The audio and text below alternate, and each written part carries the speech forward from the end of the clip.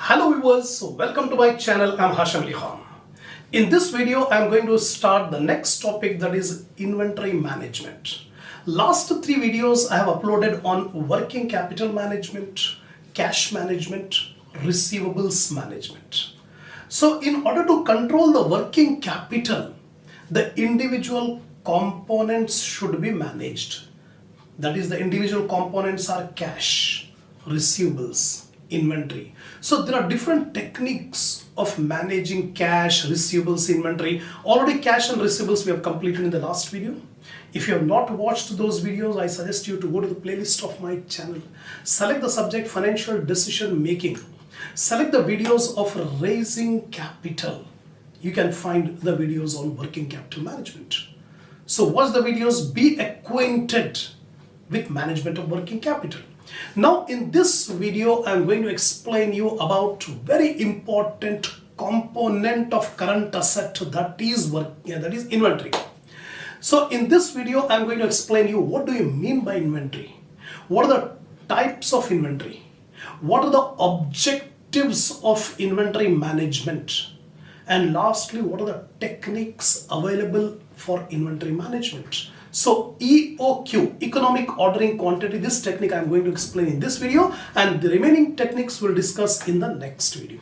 So before starting the explanation of this inventory management, take the screenshot of the points, then I'll explain all the points in detail.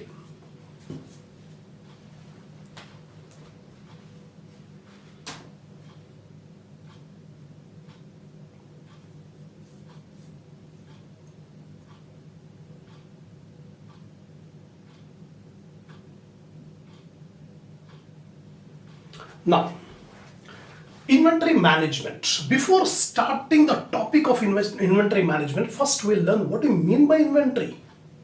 Inventory is very important current asset in every business. Inventory are those goods which are held for sale. So all the articles or things which are purchased for sale, still not yet sold, till the time it is held in the business, it is called inventory. So every business, normally they will hold the inventory because the goods are produced and purchased in anticipation of demand. Before the demand comes, the goods will be produced and kept in stock. That is inventory. So inventory is the stock of physical goods that have economic value. This is one of the definitions given by one of the author. It is a stock of physical goods, and those goods have some economic value. Secondly, a company inventory is one of the important current asset. So in a balance sheet, in a statement of financial position, every time we can see one of the important current asset, main current asset, largest current asset is inventory. And inventory is held in various forms. There are different forms of inventory. Raw material. Example, if there is a manufacturing organization, they will have stock of raw material. Similarly, they will have stock of work in progress, finished goods. There are different forms. Now, types of inventories. We can classify the inventory into four different categories. First, inventory of raw material. In a manufacturing organization, first of all, they will purchase the raw material and keep that raw material in the stores. As and when it is required in the factory for production, the raw material will be issued from stores to factory. So whatever the raw material which is not yet utilized, being kept in the store, that is called inventory of raw material. Inventory of work in progress. Those material on which work is already started in the factory. That means raw material is already issued from stores, and right now the raw material is in factory. Workers are doing the work on those material, but the work is not yet finished, semi-finished. That is called work in progress. Thirdly, finished goods. Those items on which work is 100% completed. On the completion of work in progress, the stock will be called finished goods stock, or inventory of finished goods. Similarly, merchandise. Merchandise are those items, those goods which are purchased for sale, not manufacturing, but those goods which are purchased by a business for the purpose of sale. Those are called merchandise goods. So these are the different types of inventory. Now, inventory management. Actually, inventory management is a long process consisting of many stages, because the inventory, from the time it is purchased to the time it is consumed, so many stages are there. So inventory management consists of controlling, managing all the process, all the activities relating to inventory. So inventory management is a process of managing inventory from raw material to finished goods, avoiding both excesses and shortages. First of all, a manufacturing organization will purchase the raw material, then convert it into work in progress, then convert it into finished goods, and then sell. So in this all process, the inventory should be controlled or managed so that there should neither be excessive inventory nor there should be shortage of inventory. Both are evils. Both are bad. Don't keep excessive inventory and don't have shortage of inventory. Both are evils. Next, it includes ordering. What are the steps involved in inventory management? Ordering the inventory, receiving the inventory, counting the inventory, then sorting, classification of inventory, storage of inventory, arrangement, maintenance, usage, etc. All these will come under inventory management. So remember, inventory management is a very lengthy process. It consists of so many activities. Now, inventory management includes management of raw material, component, and finished goods. All the three will come under inventory management. It helps companies identify which and how much stock to order at a time. The company has to plan which stock should be ordered, how much should be ordered at a time. All these problems come within the ambit of inventory management. So excess investment in inventory reduces the cash flow. Just now I told you, inventory should neither be in excess nor inventory should be in shortage. If the inventory is in excess, money will be blocked. Then more working capital, cash flow problem will arise because so much of current assets are blocked in inventory. Our funds are blocked in inventory. So cash flow problems will arise. Liquidity problem will arise if more investment in inventory is made. Then it is extremely important for an organization to control the inventory in order to reduce losses and maximize profit. Ultimate objective of the business is we must get optimum return on investment in inventory. If we do not plan, if we do not manage the inventory, definitely it leads to losses or reduction in profit. So if a business wants to eliminate the losses, reduce the losses, increase the profit, maximize the profit, it has to manage the inventory. Next, improper inventory management can lead to an increase in storage cost, wastage of labor resources, increase in idle time, interruption of supply, etc. So many problems will arise if we do not manage the inventory. Storage problems is there, shortage problems are there, resources cannot be effectively utilized, we cannot be able to deliver the goods on time to customers. All these problems will arise if there is no management of inventory. Now all this leads to reduction in sales and unsatisfied customers. Due to bad inventory management, our sales will affect it and customers will become dissatisfied. We will lose the customers. That's why there should be a proper management of inventory. So whatever points I have discussed so far, that shows the importance of inventory. Now, objectives of inventory management, why it has to be managed, why inventory is given so much of importance. So what are the objectives of managing the inventory? First one, to ensure continuous supply of material to production so that work does not stop. There should be uninterrupted production. If we do not manage, control the inventory, there is a possibility that production will be interrupted. Production will be stopped.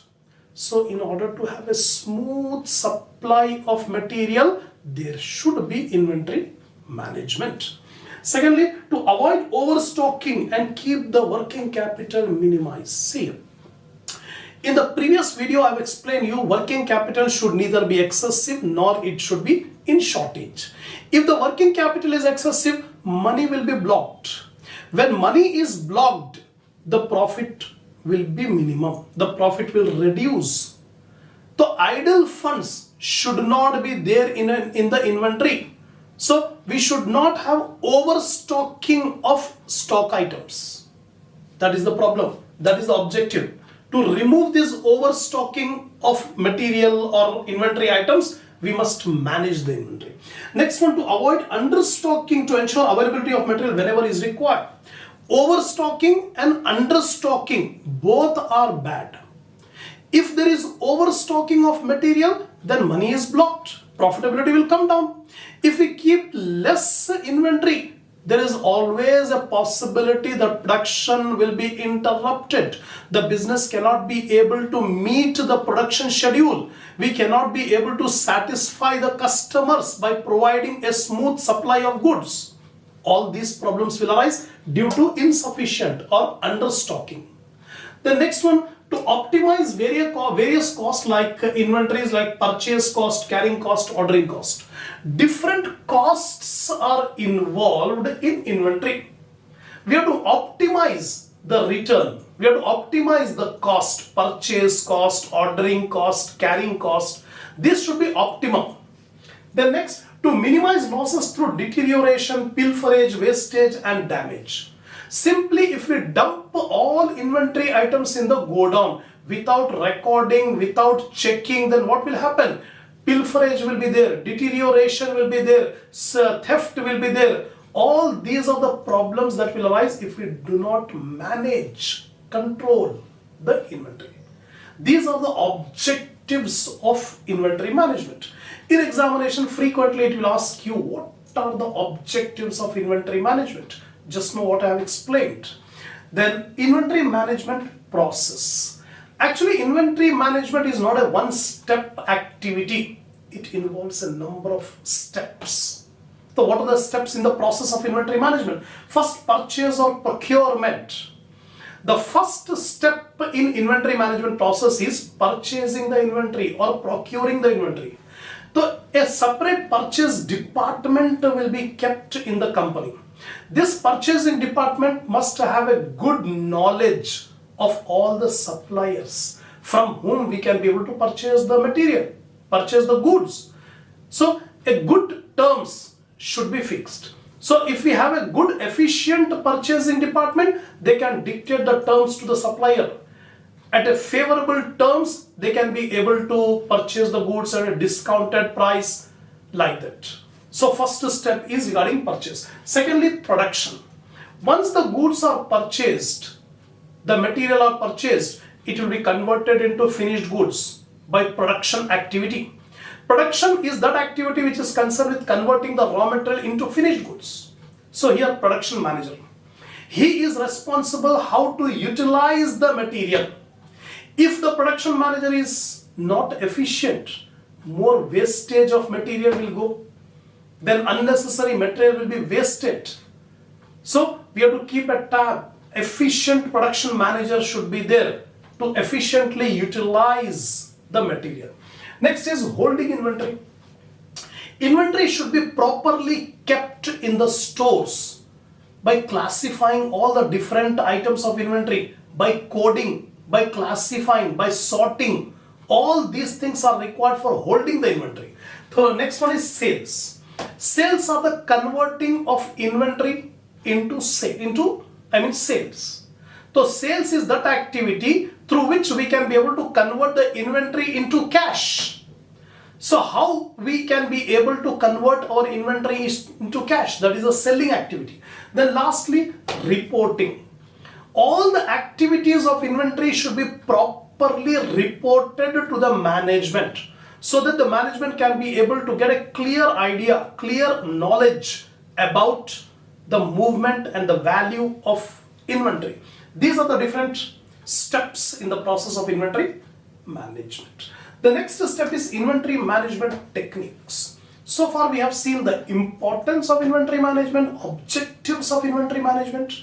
Now, what are the techniques available for managing the inventory? So many techniques are there. Few techniques I am going to explain you here. The first one is economic ordering quantity. Simply we will say EOQ. This is the very important technique for managing, controlling the inventory.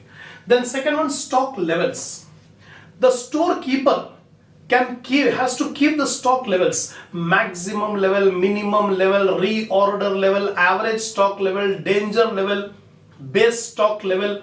Different levels are fixed for inventory management, right? This is also one of the technique. Next is ABC analysis. Next one, JIT, just in time analysis. Then VED, vital, essential and desirable analysis. FSN analysis, fast, slow and normal. So these are the different techniques of controlling or managing the inventory. One by one we will study. In examination they will ask you, if it's a long question it will ask you explain all the techniques of managing the inventory. Or in short question they may ask you explain what is EOQ, what are the stock levels, what is reorder level, what is maximum stock level, minimum stock level, then what is this ABC analysis, GIT. So separate question, small question they may ask on individual technique. Now we'll concentrate on the first technique called economic ordering quantity, EOQ. EOQ is the order size that minimizes the sum of ordering cost and carrying cost. Simply, EOQ, economic ordering quantity, is that order size in which the inventory cost will be minimum. The inventory cost consists of ordering cost and carrying cost. So a business has to take the decision how much order to be made. Suppose we require 100 units per month in our business. 100 units per month means for 1 year 1200. Now the question will arise, shall we purchase the 1200 units for the whole year, only one order in a year, or shall we purchase month wise? Every month 100 units we have to purchase. So there are two costs are involved, ordering cost and carrying cost.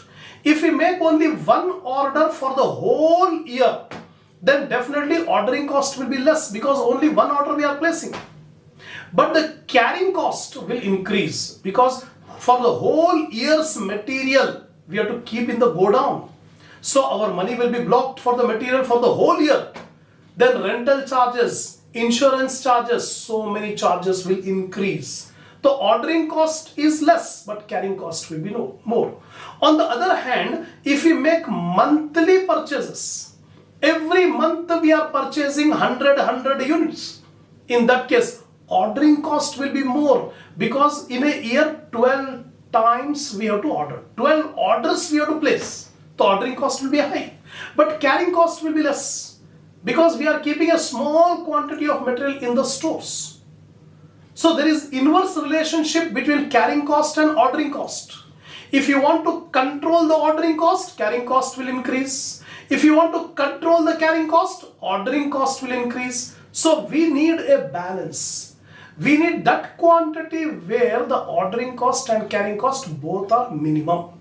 So economic ordering quantity is that quantity to be ordered at a time where ordering cost and carrying cost will be minimum. That is the explanation. Now, it is the optimal inventory size that should be ordered with the supplier to minimize the total annual inventory cost of the business. Ultimate objective is to minimize the inventory cost. In order to minimize the inventory cost, how many units should be ordered with the supplier at a time? Shall we purchase the goods in bulk quantity or shall we purchase in smaller quantities? To take this decision, EOQ will be applied. The two significant factors that are considered while determining EOQ are For calculating EOQ, we need two items. The two items are ordering cost and carrying cost. Ordering cost. What do you mean by ordering cost? The costs that are incurred every time an order is placed with the supplier. Whenever a business makes an order with the supplier, ordering cost will be applied. So if we apply more number of orders, then ordering cost will increase. If we make less orders, ordering cost will decrease. The cost incurred on placing the order with the supplier. The examples of these costs are communication charges, then delivery charges, invoice verification expense, payment processing expense. These are few examples of ordering cost. Now the total ordering cost varies according to frequency of placing the order. How frequently you are placing the order, on that basis the total ordering cost will depend. That's all. Next comes carrying cost. Carrying cost means holding cost. When you held the inventory in the stores go down, some costs are incurred because we have invested the money in the material which we have purchased, and the material is blocked in the stores. So this type of cost which are incurred on holding the inventory is called carrying cost. Costs that are incurred to hold the inventory in store or warehouse. Example of cost associated are rent of the stock, rent of the stores, shrinkage, deterioration, obsolescence, interest on money blocked in inventory. The total holding cost usually depends upon the size of the orders placed for inventory. Ultimately, the inventory cost depends on the order size. If we are purchasing in very bulk order, then more carrying cost will incur. If you purchase the goods in smaller quantities, then carrying cost will be less. So carrying cost depends on the frequency of the order, how frequently you are placing the order. So in this video, I have explained you the meaning of the term inventory, importance of inventory, objectives of inventory, and what are the different techniques of controlling or managing the inventory. We'll continue our discussion on this inventory management remaining techniques in the next video.